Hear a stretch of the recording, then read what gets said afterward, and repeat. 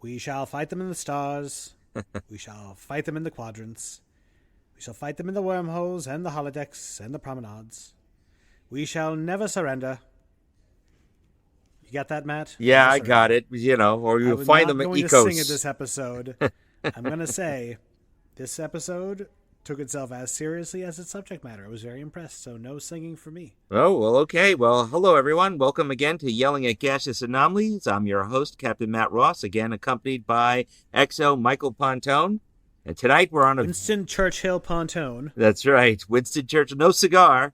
We have some I cigars. love We got to cigars. try those. I got some. My wife got me no some cigar. from our trip to DR, so we got to smoke them. But tonight we're dealing with a very mildly serious episode called Patterns of Force. It's Star Trek's Trip to the Nazi Planet.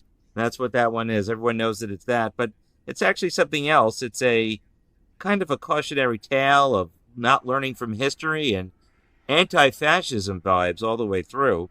I actually, I kind of have a love-hate relationship with this because I find it very similar to several other Star Trek episodes. Well, I mean, a piece of the action. It's Yes. like it's fascinating that you could tell such a similar story while having it be completely different in tone. That's true. This has a lot of back and forth, like the running back and forth, like in a piece of the action. They go here, they go there, they go back to the same place. It has a very similar tone. In fact, that's one of the observations of the people who were talking about this. But let's go into it. And besides that, Mike, how are you doing otherwise? Not bad, well, typical hamster wheel of life. Yes. My back has been hurting a little bit, but everything's okay. I've been getting my exercise in. Court's been going well, thanks to our intrepid clerks who steer us in the right direction. Yes. And can't complain, Captain. How are you? I'm doing Our okay. intergalactic voyage through life. Yeah, well, I'll tell you, my arm's getting better. I've been able to lift things. Someone in my household just turned 8, and that was exciting. And Oh dear. yeah, and I might actually be going to court tomorrow for the first time in about a month. So I'm excited. Yes. Got going crazy. I caught up on my YouTube feed and made a whole bunch of shorts, as everyone here could see. But let's talk about tonight's episode, Patterns of Force. It was actually written by John Meredith Lucas. The original idea actually similarly came from someone named Paul Schneider, who wrote the original sort of treatment on it. That we'll come to a little bit later. Of course, again, script shenanigans in the background. So John Meredith Lucas is the man who took over for Gene Kuhn. And this is directed by Vincent McEvedy. He's done several others. But let's go read... What else has he done? Well, we'll come to that in 1 second. But let's first talk about what this episode is about to the press release from January 19th, 1968. Captain Kirk and Mr. Spock are captured on a warlike planet with a Nazi-type regime while searching for a cultural observer from whom nothing has been heard for 5 years in Patterns of Force. That's the most complete summation or short summation that I've ever heard from NBC. It's pretty accurate. What do you think of that idea that there's a cultural observer? Because we've seen that before in other Star Trek things. You have the cultural observer. Yeah. No, I mean, good. Again, shattering the Prime Directive. Obviously, they forgot about the Prime Directive on this one, but it's cool. It's whatever. It's a means to an end. My main problem, believe it or not, for some reason, my main problem with this one, maybe my only problem with this, is just it's getting to me. The lack, I know this sounds stupid, the lack of forehead ridges. I'm just like, oh, God. Everyone's human. And Everyone's human, and they speak with this German is something that accents. TNG knew not to. Well, whatever. That was understandable. There was an universe explanation for that. I'm like, why are all these aliens human? Well, But the chase, I guess, explains everything, right? Yeah, the budget also does as well. I mean, there's a lot of alternate Earths. McEvedy directed your least favorite episode, Muri. No. Yes. What? Yep. He also directed Dagger of the Mind and my favorite, Balance of Terror. So, well, there's listen, that. You know what? To his credit, there's a distinct possibility that, distinctly I can state, maybe Muri just had a god-awful script. It had a god-awful script. So, But then we're going to see a whole bunch of alternate Earths. We have Omega Glory coming up, which you haven't seen yet. Bread circuses, a whole bunch of things. And one of the issues I always have with this episode is it's kind of heavy-handed and on the nose. I mean, the other planet is called Zeon, which is Zion. Yes, The characters are all have like Isaac is the names. It's Isaac. You have some very similar things. There's also like they have a V2 rocket in the beginning. They use a lot of stock footage of Nazis marching, and you have the V2 rocket coming directly, or interstellar rocket coming directly towards the Enterprise in the beginning. I do actually like the idea that where they got that technology from is from the Zeons themselves, which actually leads into something else, which is from the video game Wolfenstein, A New Order. You have a secret Jewish organization called Wolfenstein. Yes, or Wolfenstein, like Frankenstein. Dot. About to say, put that one in. I have one question, Dr. Frankenstein. That's Frankenstein. Yeah, Da Yehud, which is knowledge of unification. That's what the Nazis in this alternate timeline win. But, there's also the very similar. Also, for some reason, it always reminds me of the 9 Billion Names of God with Arthur C. Clarke. But, I don't know if you know any of those things. Have you known about the Wolfenstein New Order video game at all, or Wolfenstein the game? I never played Wolfenstein, alas, which I always, regret. The video games, let me tell you, they are a gigantic industry. I was just listening to the Critical Drinker talk about this, how they're like bigger than what? All television, film, and music combined in terms of their revenue, yes. The money spent on them and the money that they take in. Billion. I hardly ever game, and I don't know anyone who does. I do. But I don't know. But it's not like part of your, would you dare say it's a hobby? Yeah, it's more of a hobby. I used to, I used to teach computers, and also I used to play more games, and ever since I was thrown out of my living room, because that's become teenage paradise, I haven't played that many games, and I think as just getting older, I like more erudite pursuits. Reading more, of course, doing Star Trek with UXO and stuff like that. Thank you. It's just like, video games are such a time suck, because you can only do that. Yes. You know what I mean? You can't put a movie on in the background. You can put a movie on in the background and respond to emails. Well, I actually, when I was sitting on my butt recovering and using one arm, I was able to play a game called They Are Billions, which I recommend to all of our listeners out there.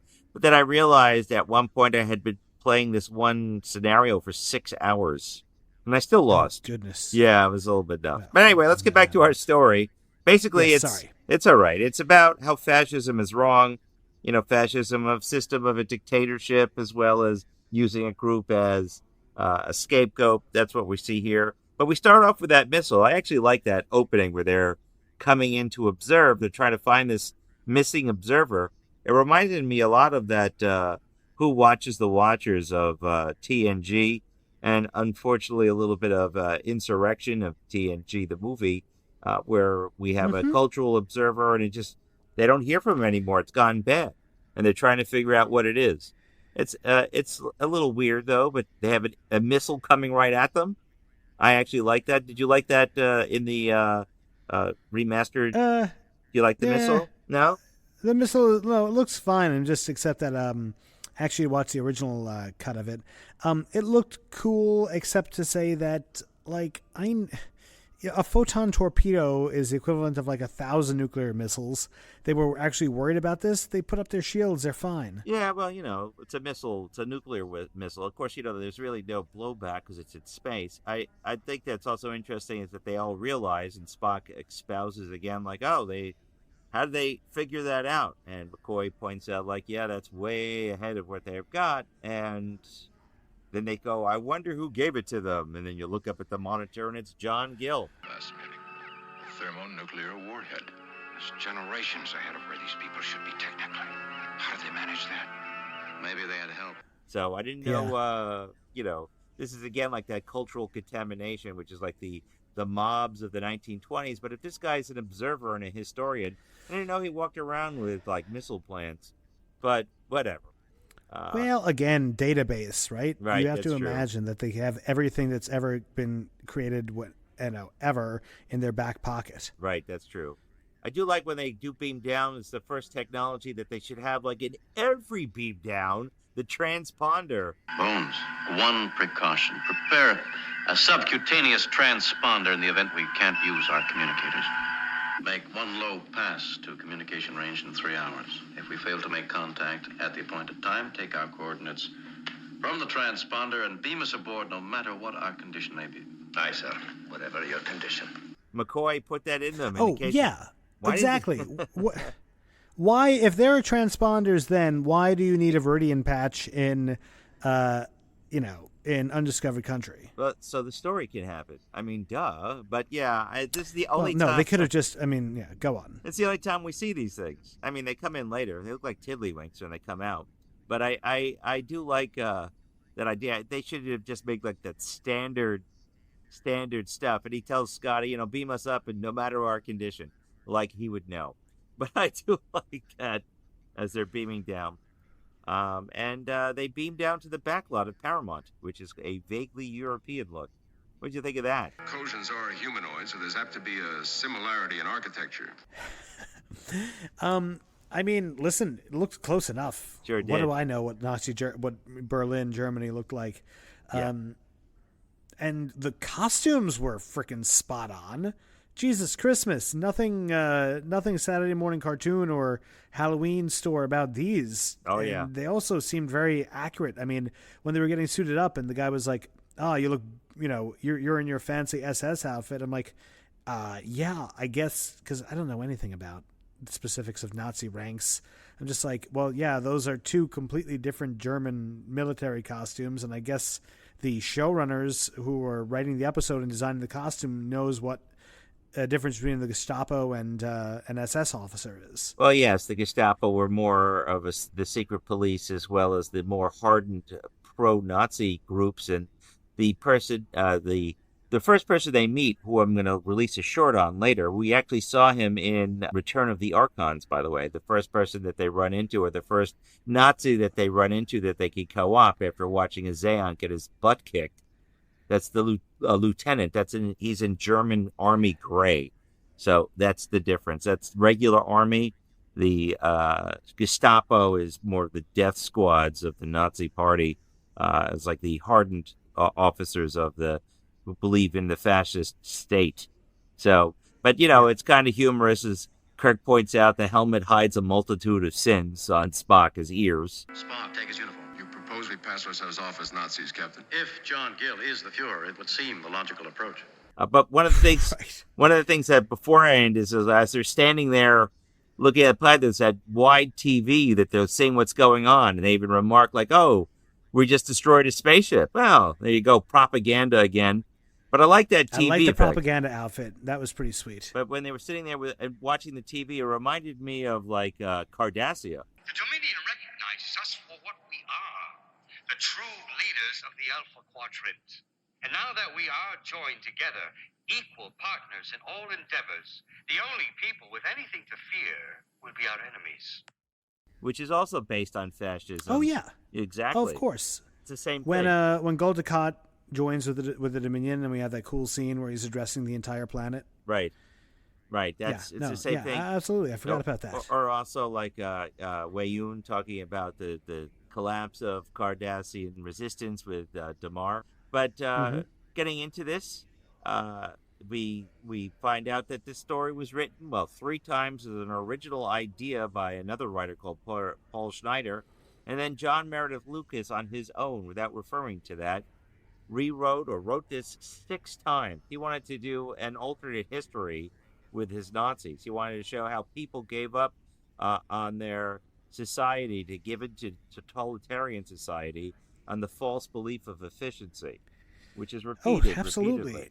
Right. I mean, listen, I'm a bit of a World War II history buff. I guess that the government of Germany had elections every 2 years, and like the Nazi Party was way, way, way in the minority in like 1930 and then 1932, but then by 1934, it was cooking. and it was a democratically elected government. It's pretty rough. Gentlemen, this is Democracy Manifest. I've said it before, and I'll say it again. Democracy simply doesn't work.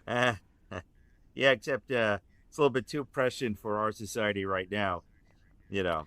Oh, are you kidding me? We're gonna get to that. Seeing a old gray-haired leader being drugged and puppeted by someone else was like, that looks a little familiar. Well, yeah. Anyway, this originally was called Tomorrow the Universe, this episode. NBC, oh, sure. NBC didn't originally like this because they said it was too talky.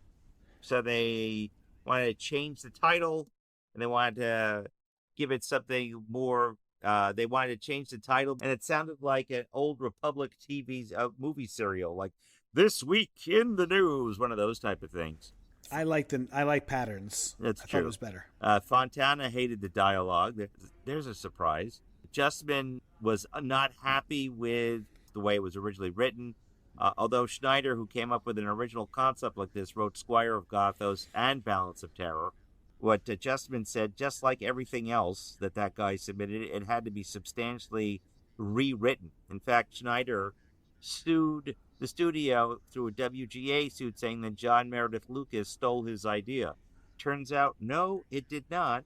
And eventually Schneider realized his error and withdrew his claim because it seems that John Meredith Lucas decided to write this entire story on his own. How's that? Crazy. There we are. Right. I mean, it seems like a pretty tight plot, actually. It does. We're going to get into it, but I was just, as I was looking at this, I'm like, how are they going to have a reveal that's anything other than brain dead and stupid? And then, like, I kind of liked the reveal, personally. What, about John Gil?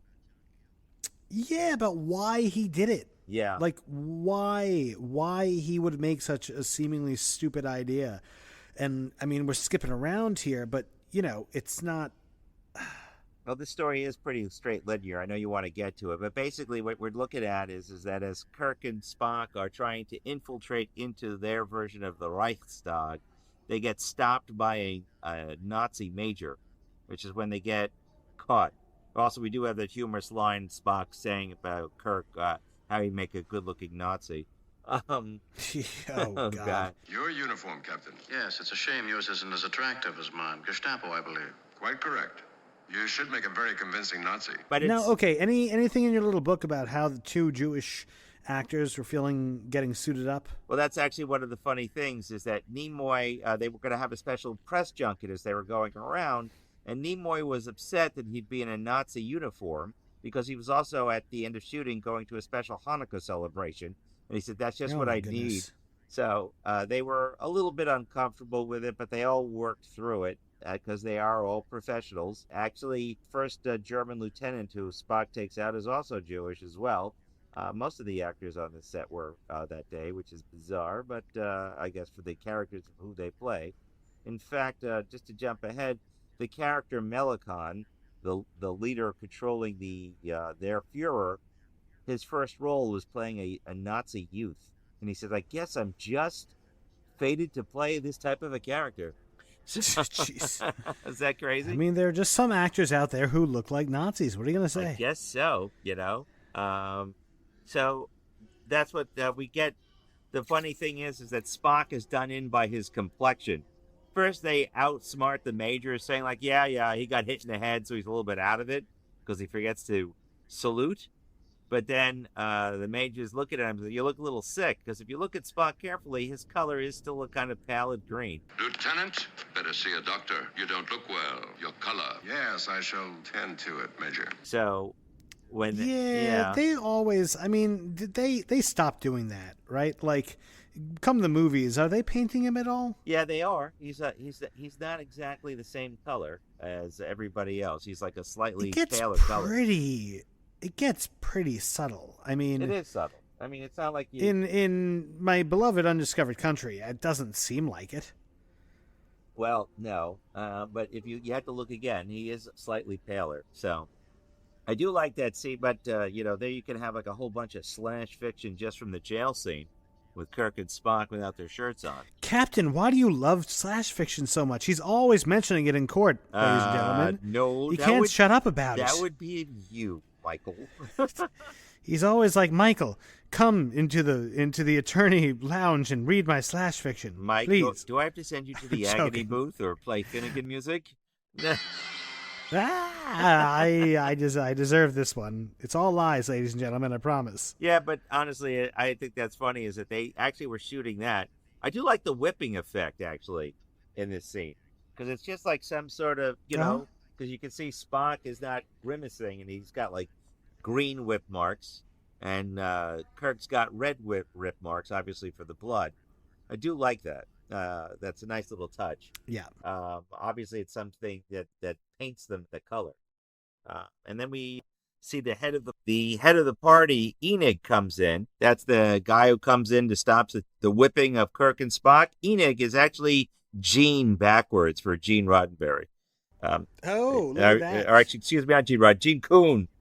Close enough. Oh. Yeah, there's a blooper where they call Gene Roddenberry the Fuhrer. Actually, where they go, "Hail the Fuhrer!"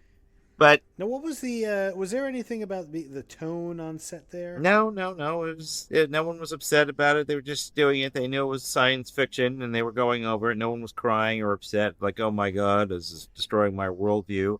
Remember, this is rather close to most people. It's only 20 years or less that the entire world was embroiled in World War II. Nazi dramas, seriously. stories, hell, even Hogan's Heroes, the comedy about Nazis, was on. So, of course, that was about the resistance fighters inside, which had Richard Dawson, among other people, in there. Anyway, in the jail scene, they had to figure a way to get out of the jail, so that's where they made that rudimentary laser out of their transponders. And you have the humor involved in that with Spock standing on Kirk's back. Oh, Mr. Spock, the guard did a very professional job on my back. I'd appreciate it if you'd hurry. Yes, of course. You realize that the aim will, of course, be very crude. I don't care if you hit the broadside of a barn. Just hurry. Captain, why should I aim at such a structure? What do you think of that idea of using the lasers? I mean, I thought it was a little silly, but, I it thought works. it was awesome. You kidding me? Like, I always like the idea that these guys are very smart and have access to future technology, and I always like the idea of, like, okay, if I put Kirk and Spock in a prison cell with no advanced conveniences, is their 24th century knowledge going to be able to do anything for them, 23rd. But, it's 23rd, sir. Sorry. Oh, my goodness. But, I do like the effect of them shooting open the lock. I like that idea. Mm-hmm. And they never I hear loved from it. it What was ever wrong with again. that? No, I'm just saying it's a little silly, but I like it. I mean, it's the rubidium crystals. They get agitated by light. So that's all right. No and they complaints. escape with Isaac or Isaac. They escape, and again, this is where we're running back and forth again, but they escape to get to the resistance. They're trying to get they want to get out of the city, but they're not going to be able to do it, so they want to first get their communicators, though. They go down to the end of the hallway. They're looking for where their communicators are, and they find that the phasers have been taken, which Kirk is able to read. Obviously, they write clearly in English or Federation Standard, and they find their communicators in pieces. I actually do like the fact that they have a lab ripping apart their stuff. Mm-hmm. Just one other thing is that one of the neat things I did find is that the chairman of the party, Enig, did point out that torturing people too much, eventually the torture doesn't work after a while, which is a truism, as I understand, in modern interrogation techniques. It's true. Modern interrogation techniques essentially are all about gaining someone's trust, because they'll just give you misinformation or, tell you That's that true. the sky is green. Or that there are 5 lights. You never know. Yes, So. of course. Well, anyway, I do like the whole little bit over there. Did you have any thoughts about it besides escaping from the jail and getting their stuff? I just think that I thought it was tightly again done. It was tightly done, and it is just the same plot beats essentially as Piece of the Action, except better Sure and tighter. is. Yes. And things Yes. go in a straight line as opposed to in little circles. Right.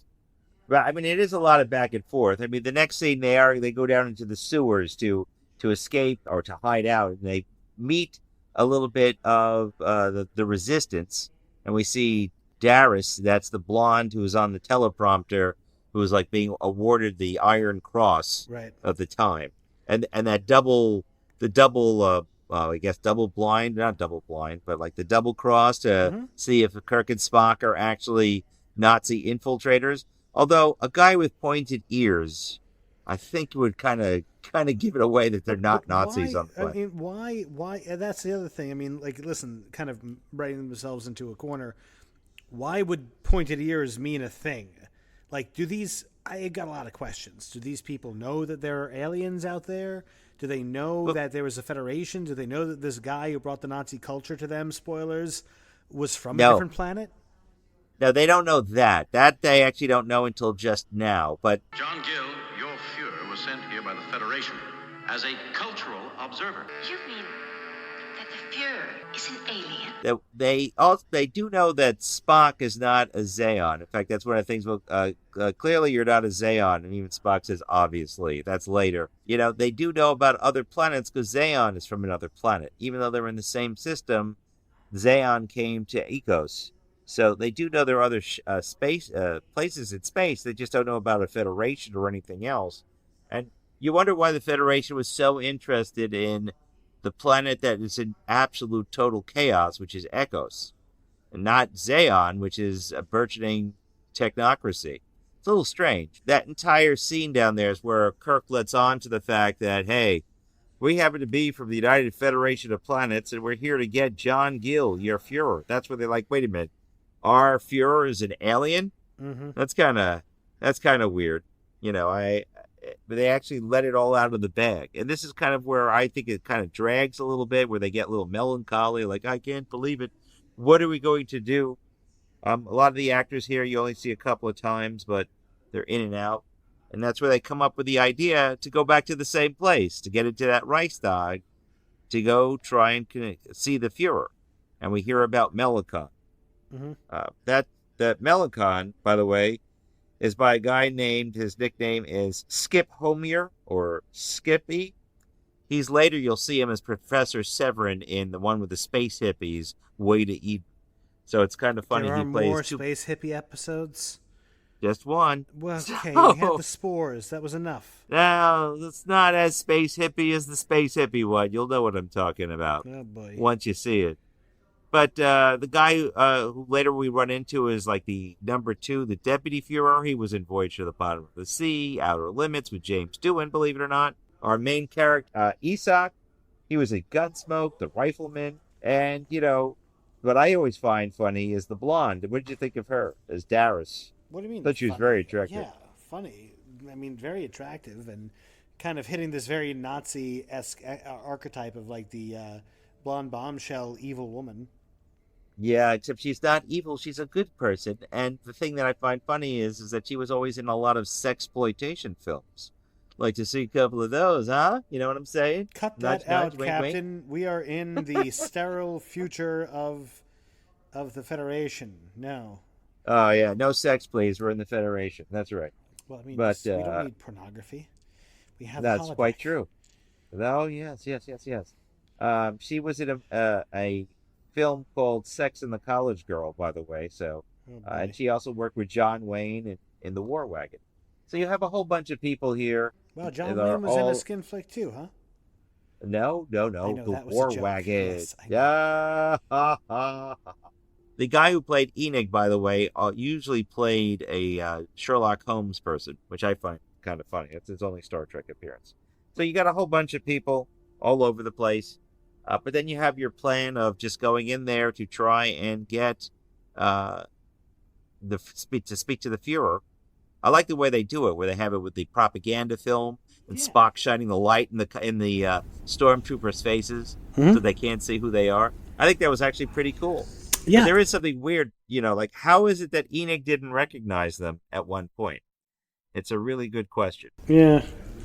I mean, But this is where it's been a while. sounds like, well, it sounds more like Return of the Archons, because as Isak says, we only know certain of our groups, which is, I guess, an ideal plan for any fifth column. But it reminded me more a little bit of Return of the Archons, where you find out those who fought Landru We only know we're organized in groups of 3. It's very similar to this over here. So to me, I got the same feeling as Return of the Archons, which is also, in a sense, a fascist state, except that one's run by a computer, and they have crazy time every so often. Mm-hmm. But, anyway. So that's kind of where we're running. We're running very linearly. I do like the idea they need to get McCoy down to figure out what's wrong with the Fuhrer once they see him as he's announcing his final solution, if you will, really on the nose. Yeah. But I do like that beam down scene, which is also going to be another short with comedic input on it. But I do like the fact that their computers can make Nazi uniforms. So I mean, I think that's kind of funny. That is kind of weird, being that it's like before replicators and before holodecks. Like where'd they come from? Yeah, that's it. I mean, they kind of have replicators, sort of. That's not They really have a clear. chicken soup machine.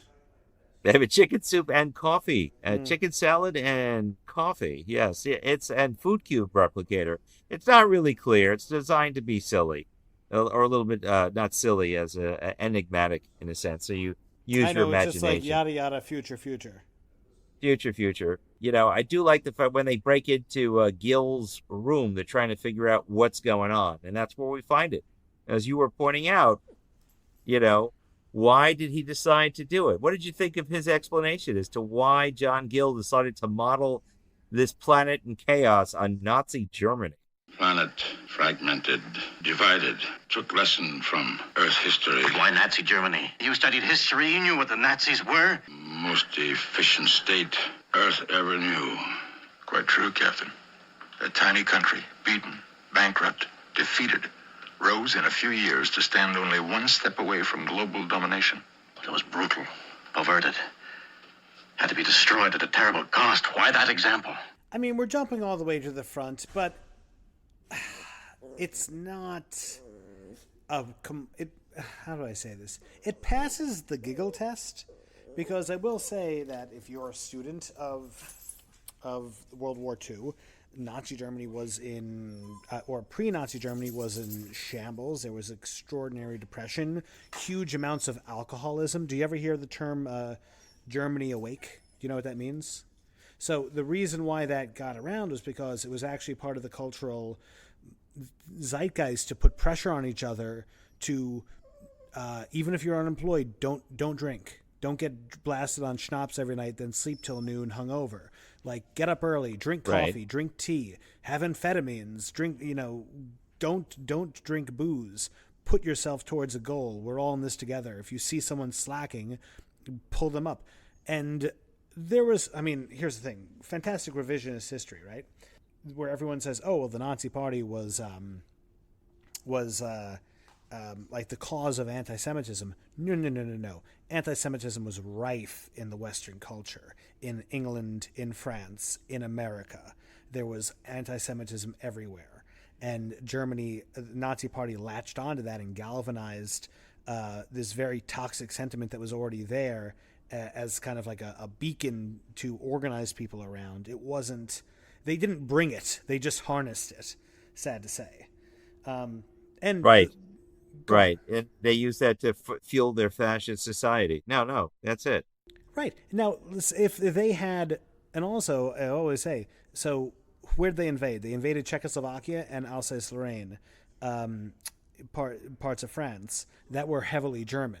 So if they had just done that and not gotten anti-Semitic, and stopped there, history would look at Germany as, oh, they went in and reclaimed land that had been lost with the fall of the Prussian Empire. But they were psychopathic. That was the whole thing. They were led by a madman who was not going to stop until everyone in the world, including him, was dead. So, yeah, it kind of reminds me of some other people on this planet, goodness. maybe of several others. So the point, all to say that it passes the giggle test of unified identity and this concept that was put forth of personal responsibility. Great, except what happens? The same thing that happened in Nazi Germany. Right. The price to have the trains run on time isn't worth it's not worth it. It's not worth it, 100%. It's disgusting and it's terrible all the millions of lives destroyed and shattered. And that's something here that the Enterprise and crew are here to stop. In fact, I do like McCoy's everyman take when he finally beams down in the closet. He goes, "What the hell's going on here?" When he realizes all I the know. I love McCoy. yeah. I mean, it's also bizarre that they use the exact same symbology that John Gil uses. That even Kirk's like, "How? What are the odds? It's impossible." So, Right.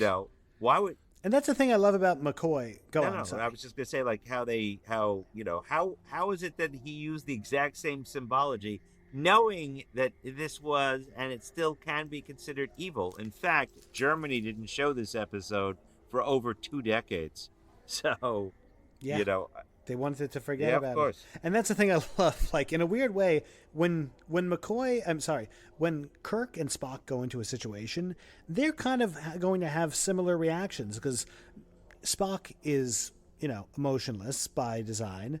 And Kirk is Starfleet through and through. He's an officer. He's not going to ever lose his school. McCoy is going to be the person like, what the hell is this? Exactly. He's going to be the one with the big reaction, while his commanding officers are basically taking it in stride. Can I just say, Captain, jumping ahead a little bit to the end, the climax of this film is a violent drama. Yes, it is. When they shoot him through the curtain, or when they're drugging him to come bring him out of his haze. Yeah, it's pretty violent towards the end. They're just like, give him all. Just might kill him. Give it all. Like, give him all the drugs. Make him come out of it. And then when he starts talking like a regular person, and the guy fires through the curtain, and there's blood, and then he gets shot himself. It's like, geez, what did I walk into? Where are the phasers? Where are the tribbles? Where's piece of the action? The phasers are gone. No, in piece of the action they had bullets, but here they have bullets too. No one was getting killed, like rat-a-tatted, peppered by a Tommy gun, I don't know, what was the big? What they was had the gun? Tommy guns. Some people got killed. No, I know. What was like the big gun? Which one? They had Tommy guns in piece of the action. You mean in World War II? You mean like with a Sten, or are you talking about? The big the Chicago typewriter. Yeah, that's called big, the Tommy gun. The big. Yeah, okay. That's what. Okay, gotcha. So, but yeah, I mean, but here, I mean, it's a society that was violent to begin with, based on violence. By the way, Isaac says that he's afraid that if they launch this war, his society is so peaceful, they've gone beyond fighting, that he didn't think they'd even stand up to an invasion, which is a little bit bizarre. The danger is that taking life is so repugnant to our people, I'm afraid we'll go down without a struggle. I guess they're so peaceful and trusting. It's almost a mirror of the Federation, except the Federation is pretty well armed, honestly. They're never really totally like, oh yeah, we come in peace with our photon torpedoes and phasers. Mm-hmm. But I do like that when they break in there, it's not just the drugs that they use. They don't even know what's going on. They also use Spock to mind meld with him to get like a partial, I guess, like a dream state to talk with Mr. John Gil. And Kirk's asking him, why would you do this? And, Gil reveals the reason why, about how the place was fractured and he was the most efficient state of the time. But I question that. I don't really know that Nazi Germany was the most efficient. If you want to say ruled by terror, I don't think that means efficient. I just think that people are more afraid of dying than actually, having a little leeway in their lives. I don't know if the efficiency of that is warranted. But then again, I'm repeating what you just said. So I do like how they kind of resolve it. And then we have that last funny scene where we see Melicon looking at Spock saying, look how stupid Spock is. I thought that was pretty. Yeah. That's kind of funny because of his low forehead and those ears. Note the low forehead denoting stupidity. The dull look of a trapped animal. You may take him now for interrogation. But I want the body saved for the Cultural Museum. He'll make an interesting display. But when John Gil calls off the space fleet, you're right. Melicon acts on his own because he's been running the show. He kills John Gil through the TV score, through the curtained off room. And then they kill Melicon. And now the bloodshed is over and Chairman Enoch takes over. And they decide to do that. That's a part I didn't really like. At the end, they have kind of the happy ending. And they go enough killing. We will now move off forward, thanks to you. That little ending, that I didn't particularly like. I thought that was like, I would expect more chaos, but it was an ordered transition. Thank you, but go now. We must do the rest. Enoch and I will go in the air. Offer a new way for our people, for all our people, both Zeons and Ecotians. Time to stop the bloodshed, to bury our dead. Well, listen, we had to wrap this up, and there's been enough conflict and bloodshed. You know, we didn't need to see the shattering of a society post dictatorship. All right. I guess so. Well, I mean, but that's pretty much about it. And then we come back to the ship, and we have our witty banter. You know, we have Spock pointing out to McCoy that, you know, the McCoy's claim that absolute power corrupts absolutely. How smart for the Earthmen. And then Spock points out all of our dictators from Ramses to the made-up one, Lee Kwan. I do think that's, you know, it's a good point. Maybe our society would be a little bit less bloody at the end. And then we go off, Warp Factor 2. So wait, Lee Kwan, I Googled that. Founder of Singapore, not a dictator, or maybe a dictator, I don't know. Well, or is that a fake person? I think in that one that's a fake person on in Star Trek, because they're talking about, okay. you know, they're talking about. I know, something. always two fake ones and two real ones and a fake one. Right? There, that's two real, one fake. Yeah, exactly. So it's not like the person who does it. Lee Kwan, who's Leekuan, A-N. He was a despot of Earth between the mid-20th century. So he's a fake dictator. And also, one other neat little thing over there, Sulu was not in this episode. Do you want to know why?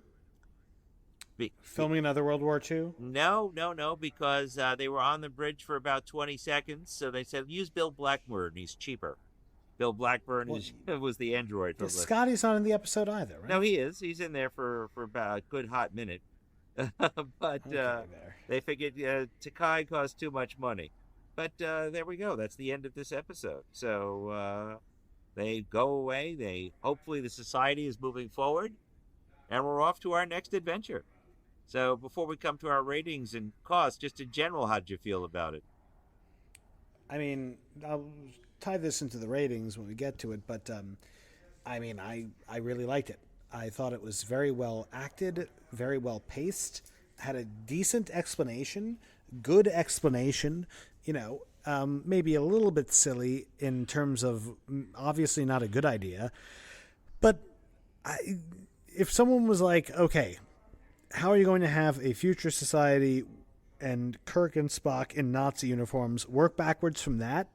Not a terrible explanation. And also, like, you know, doing good science fiction, right? Yes. Talking about something bigger than itself. And this is, sure, grade school, absolute power corrupts absolutely. It's a really cliched story arc that we've seen a million times, but you might not have seen it back in 1967. That's true. That many times. It might have still been kind of fresh. So, yeah, let's get into the cost. All right. Well, but I'm feeling pretty positive, and then I'll give you the my rating, Captain. Okay. Well, how much do you think this cost in 1968? Actually, how much do you think this is? Okay, almost no visual effects, and I'm willing to bet that the costumes and the guns and the sets were all there from the World War II picture they had just shot. Yes. With that being said, gunfire, big cast, blood, makeup. I'm going to say, Captain, $172,000. Close enough. It was $179,780. God, do you know I said I was going to be 177 and then I went down because I'm always going high? Well, shucks. You'll never get it exactly because I actually have it written down. So it's $179,780, and that in 2025 dollars is $1,709,906.96. At the last second, I went down to 172 from 177. Well, they saved money because they reused the music. They reused this is the backlot on Paramount. They had the uniforms in stock.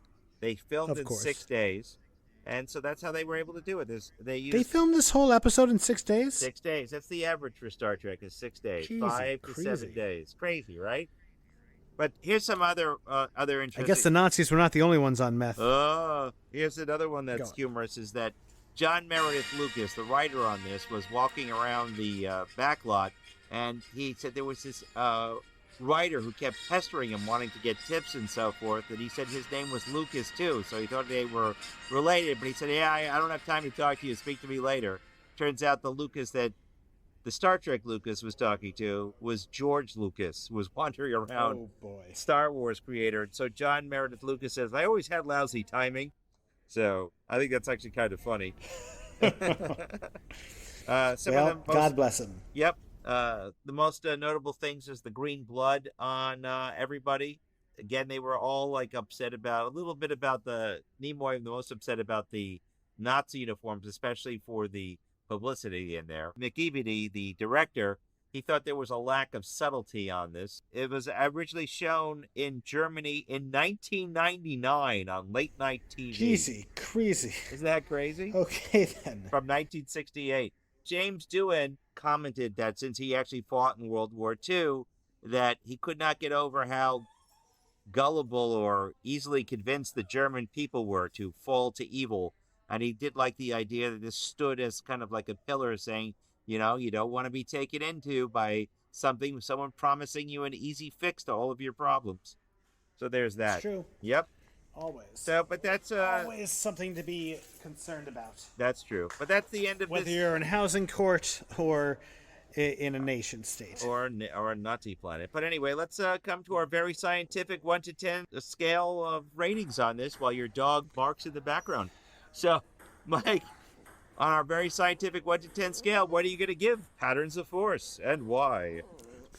I dug the sci-fi concept. I dug the production. I thought the execution was great, and they were smart enough to keep the tone consistent and serious.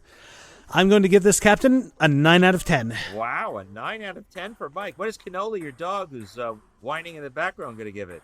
Probably also. There's some people playing ping pong in the common area here, so she's a little upset by that. Oh, okay. Well, for me, this is not one of my favorite episodes. I find it a little bit. Why?